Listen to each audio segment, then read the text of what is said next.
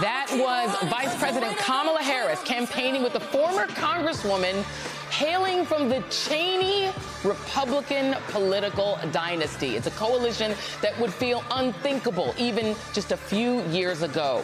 And before Vice President Harris's remarks, here was former Congresswoman Liz Cheney and what she had to say about Donald Trump. I have never voted for a Democrat, but this year I am proudly casting my vote for Vice President Kamala Harris. Vice President Harris is standing in the breach at a critical moment in our nation's history. She's working to unite reasonable people from all across the political spectrum.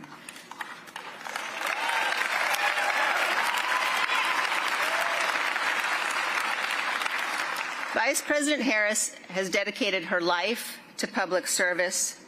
I know that she loves our country, and I know that she will be a president for all Americans. As a conservative, as a patriot, as a mother, as someone who reveres our Constitution, I am honored to join her in this urgent cause. And there you have it. The Democrats doing their coalition building with maybe the most unlikely pairing in recent history. Vice President Kamala Harris and Liz Cheney, even Dick Cheney, father of Liz Cheney, the man still vilified by Democrats for his bullish defense of the Iraq War as vice president. He, too, will vote for Kamala Harris, meaning Liz Cheney, Dick Cheney, and AOC are all voting for the same presidential candidate. These are bizarre times, folks, just to say the least. But maybe, just maybe, this is the Avengers-style coalition needed to defeat the American Thanos that is Donald Trump. Joining me now is Jelani Cobb, staff writer for The New Yorker and dean of the Columbia University School of Journalism. Charlie Sykes, MSNBC contributor, and Juanita Tolliver, MSNBC political analyst, host of Cricket Media's What a Day podcast, and author of the upcoming book, A More Perfect Party. Thank you all for being here. I am going to go to you first, Jelani. You're going to be our historian. You're going to be our historian of record for today, because this is actually a pretty momentous thing that we are seeing happen in the Democratic Party, and that they are coalescing the old guard of the Republican Party, at least the part of the old guard that has the courage to step forward. And that's not all of them. Some of them do not have said courage.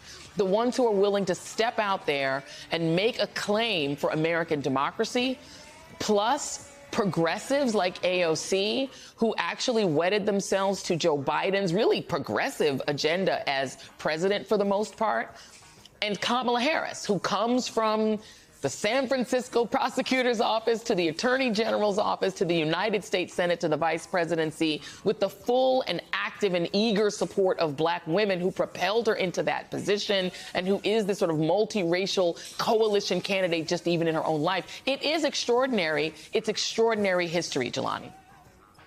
It really is. It really is. So I think there are a couple of things that are significant here. One is the fact that when you go back to the history, I'm sorry, my daughter is a little bit upset in the background. You might hear that. Oh, we love a baby on the show, by the way. You can put her on camera. Trust me, we love a baby. Babies can always be welcome. One of the significant things here, though, is the location. You know, the location, the founding of the Republican Party. Now, I think that goes to the point that she's, advertising a big tent. You know, we want people who are reasonable, who recognize the threat that Donald Trump presents, et cetera. But go back and think about the circumstances that the Republican Party was founded under. And that's where you see the real historical resonance. That party came together as a kind of wild amalgam of people who were free soilers, people who were former Whigs, which was a political party that basically collapsed, because of sectionalism. Mm-hmm. Even a few people who were from the old American Party, which was, also known as the Know Nothings. And so those people came together. They had less in common than probably any other political organization you could think of, except for the fact that they recognized a common threat. They realized, under the banner of free soil, free labor, free men, that slavery had become the defining issue and threatened to tear the country apart. So that significance of being there in Ripon, Wisconsin, really anchors and relays the point that they're making about the threat they see to American democracy right now. That is, I mean, it just makes it even more sort of poetic, Charlie Sykes, you know, and as somebody who, you know, you came from the old, you know, in some ways disappeared Republican Party, but the fragments of it are standing up.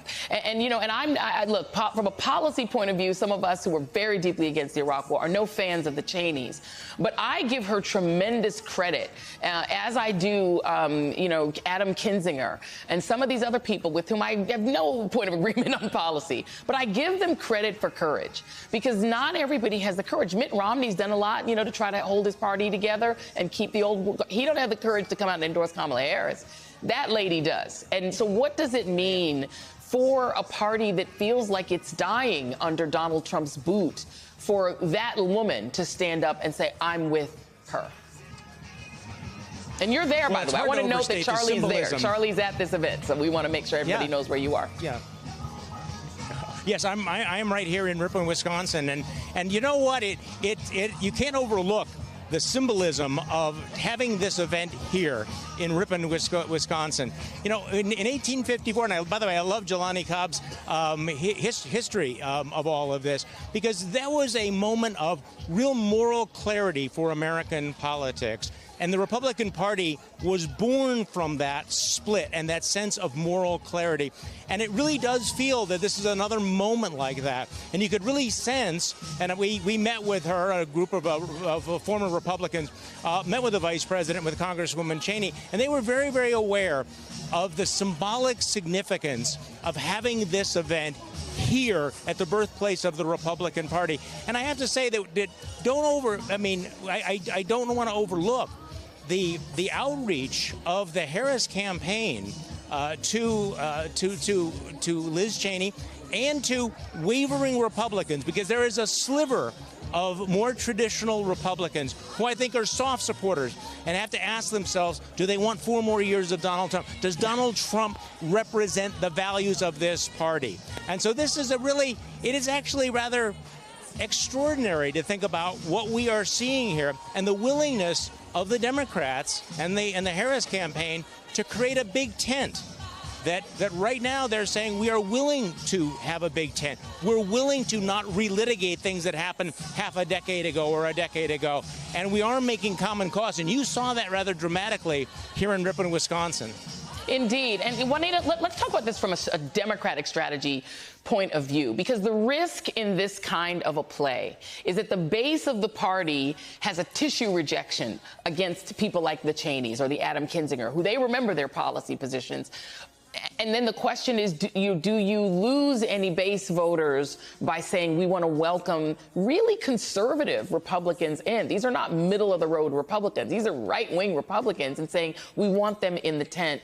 And so there is that question of what's the risk value proposition, and then what is the gain? It is very hard. I think for viewers of the show, I think you guys need to understand, just as an old campaign person, it is really hard for Democrats to ever get a majority of white voters to vote for a Democrat. That has not happened overall in a presidential race since the 1960s. It doesn't happen. And so what Democrats are not fighting for is a majority of white voters. They're fighting for 50% of white women voters. And that is a climb. Even when a white woman was on the ticket, Hillary Clinton, they didn't get 50. So right. Can you just diagnose for us, what are the chances that a play like this gets Democrats to 50% of white women voters and gets them to about the 43% of white male voters? Just tick it up to those two numbers. What are the chances that someone like Liz Cheney can do that?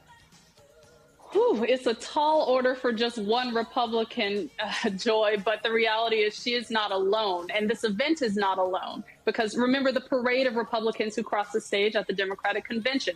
This pitch and outreach has been sustained. And the only reason I think the coalition of Democratic supporters who have long been with the party is accepting it, because it's coming under the banner of survival. Honestly, I feel like this coalition should say brought to you by Donald Trump, because the threat he presents, it's so wide reaching that people see it and understand the need to band together against it.